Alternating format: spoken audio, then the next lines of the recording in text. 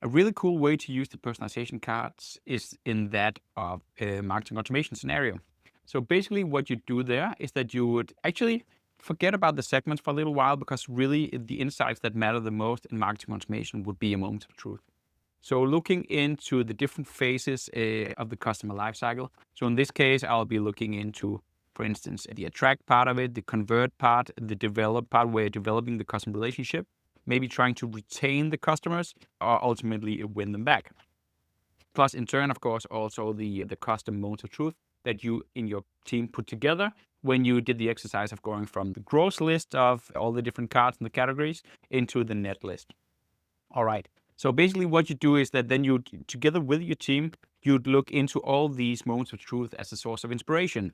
And within which of these do we believe that we have the biggest potential? Are we struggling with converting browsers into new customers? Are we struggling more with developing the customer relationship to more high CLV customers? Are we struggling to retain customers? So for instance, if we are struggling to retain customers, we would maybe focus on sort of the retention part here. So moment of truth like product interest decline, repeat purchase behavior, points expiring, loyalty at risk, focusing on some of these. And then looking at whether or not we actually have the right messaging in place. So what would we tell these people who actually go into these moments of truth? So would we come with a win back offer, a wish list price drop notification, best practices for maximizing benefits of your latest purchase, how-to instructions, points expiry reminder? I think that one would work very well with these moments of truth down here. If this is indeed our challenge, why don't we have a marketing automation flow in place that actually matches these two?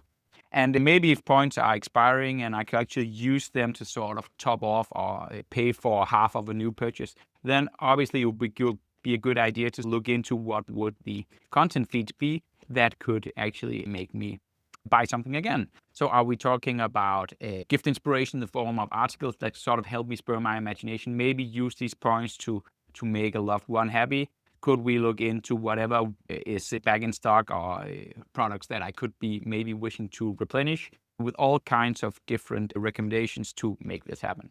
So basically what you do as a team is that you'd find out which moments of truth do we want to do something with, which messages would we essentially tell these people, what would our content feeds be that could go well with each of the messages that would fit in this marketing automation scenario, and ultimately also looking into the actual segments, but I would leave that until till the end.